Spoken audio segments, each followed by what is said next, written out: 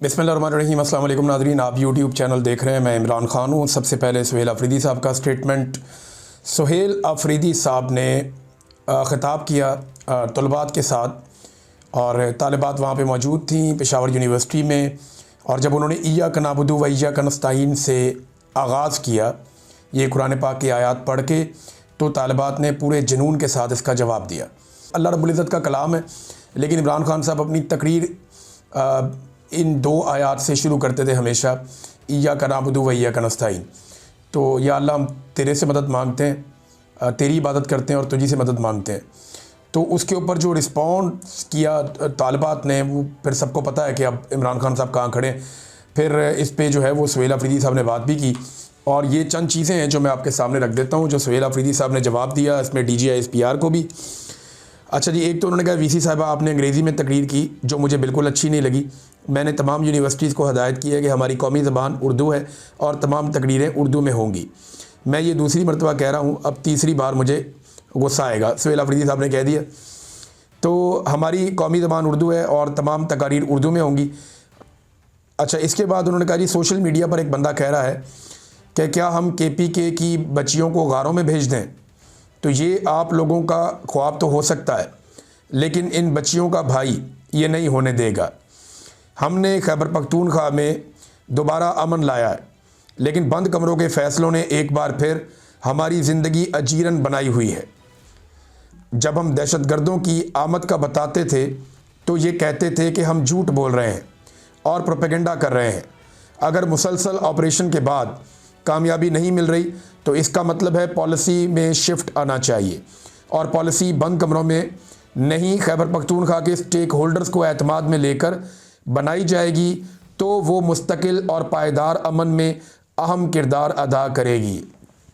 यदि हम तो इनको बताते थे दहशतगर्द आ रहे हैं, क्यों लेकर आ रहे हो, हम शोर मचाते थे तो ये कहते थे आप प्रोपेगेंडा कर रहे हैं, कोई नहीं आ रहे दहशतगर्द। मुझे अच्छी तरह याद है कि जब मैं इसके ऊपर काम कर रहा था, मुराद सईद से मेरा उन दिनों में रब्ता था। वो बेचारा चिल्ला रहा था, हर एक को फ़ोन करके बता रहा था। लोग इस पे मीडिया में बात करते हुए डरते थे। तो मेरे पास क्योंकि नौकरी नहीं थी, मैं वीलॉग करता था, तो मैं उसमें ये बातें कर रहा था।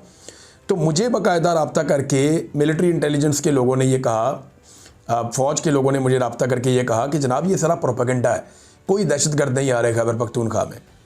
तो उस वक्त ये हमें यकीन दिला रहे थे कि दहशतगर्द नहीं आ रहे। वही बात सुहेल अफरीदी ने कही कि यकीन दिला रहे थे, लेकिन अब बंद कमरों के अंदर फ़ैसले कर रहे हैं कि जनाब ऑपरेशन करना है। तो दहशतगर्द लेकर आ रहे थे, तब हम जब बताते थे तो कहते थे हम प्रोपेगेंडा कर रहे हैं।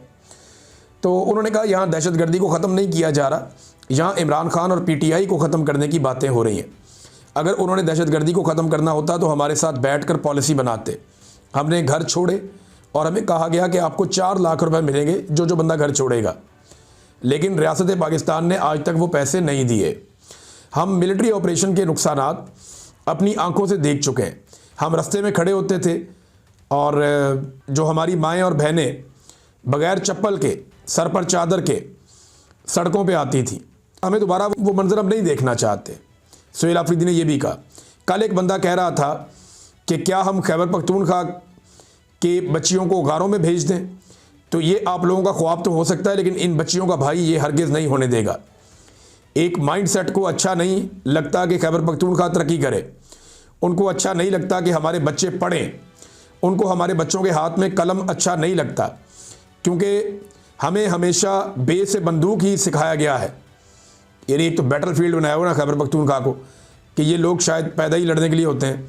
मुझे अच्छी तरह याद है, हम स्कूल में पढ़ते थे तो हमें जब पढ़ाया गया जनाब कि ये बलूच कौम है, ये पश्तून कौम है, तो हमें बताया गया जनाब कि जो बलूच और पश्तून है ना, ये बहुत लड़ाके लोग हैं। नसाब के अंदर बाकायदा पढ़ाया जाता था कि जब मेरा बेटा जवां होगा तो कंधे पे बंदूक रख के रवां होगा। ये इस किस्म की चीज़ें हमें स्कूल में पढ़ाई जाती थी। हमारे दिमागों में ये घुसा दिया गया कि ये लोग पैदा ही हुए बेचारे लड़ने के लिए।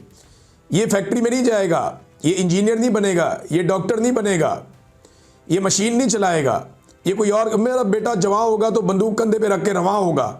इस किस्म की शायरी हमें जो है वो पढ़ाई जाती थी कि जनाब बलूच माएँ और जो पश्तून माएँ वो ये ख्वाब देखती हैं। ऐसा कौन माँ देखती है ख्वाब? दुनिया जदीद हो चुकी है, वो तलवारों वाला दौर अब नहीं रहा, अब टेक्नोलॉजी का दौर है, आपको मईशत की वार में आना पड़ेगा। बहरहाल वो ये कह रहे हैं जनाब कि हमें तो बे से बंदूक ही सिखाया गया। खैबर पख्तूनख्वा में एक बार फिर मिलिट्री ऑपरेशन की तैयारी हो रही है। अगर मुसलसल ऑपरेशन करने के बाद दहशतगर्दी ख़त्म नहीं हो रही और फिर से ऑपरेशन किया जा रहा है तो कौम को एतमाद में लें। अगर 15-17 साल से एक प्रैक्टिस हो रही है मगर वो कामयाब नहीं हो रही तो इसका मतलब है पॉलिसी ठीक नहीं है, उसको शिफ्ट आना चाहिए। फिर मिलिट्री ऑपरेशन में नुकसानात का जिक्र करते हुए सुहेल अफरीदी आपदीदा भी हो गए, काफ़ी रंजीदा हो गए वो। उन्होंने कहा कि मैं अफरीदी हूँ और आपको पूरे वसूख से कह रहा हूँ कि ऑपरेशन से पहले हमारे अफरीदी कबीले में भी मर्द या औरत भीख मांगने वाला कोई भी नहीं था, लेकिन बदकिस्मती से ऑपरेशन के दौरान घरों में जितने मर्द थे शहीद हो गए, सिर्फ औरतें रह गईं। और मैं जब उनको भीख मांगते देखता हूँ तो मुझे तकलीफ़ होती है। वो रोना शुरू हो गया बेचारा शहरयार अफरीदी, ऐसी बेबसी है वहाँ पे।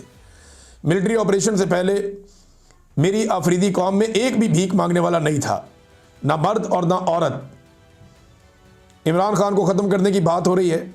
सुहेल अफरीदी ने बहुत तकलीफ़ का इजहार किया। मुझे बहुत बुरा लगता है जब हम अपनी बहनों को सड़कों पे भीख मांगते हुए देखते हैं।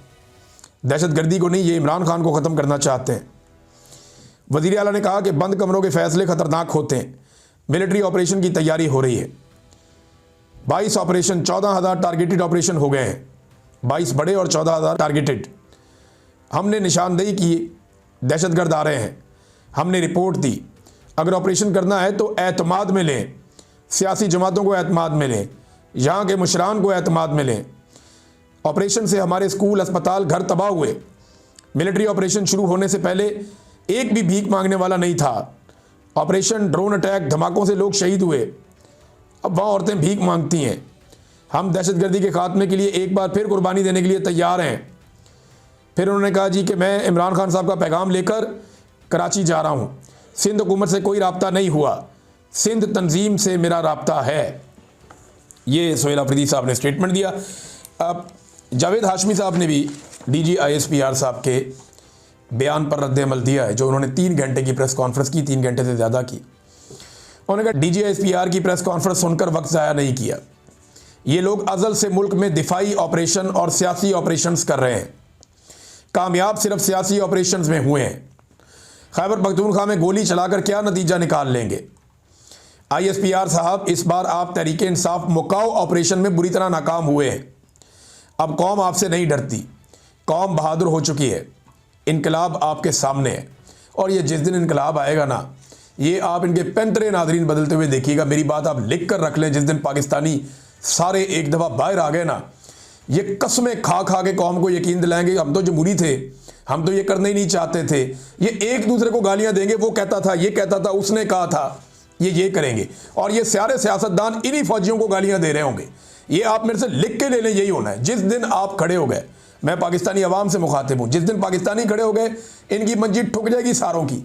ये जितने मनमानियाँ करने वाले, चाहे जर्नैल हैं, चाहे जज हैं, चाहे वो बड़े बड़े सियासतदान हैं जिन्होंने कंट्रोल किया हुआ है, पूरे निज़ाम पे कब्जा किया हुआ है, या शुगर माफिया है, या IPPs का माफिया है, या जितने बड़े बड़े माफियाज हैं, ये सारे घुटने के बल बैठ जाएंगे। अब तक के लिए इतनी अपना ख्याल रखिएगा। अपने इस चैनल का भी अल्लाह हाफ़िज़।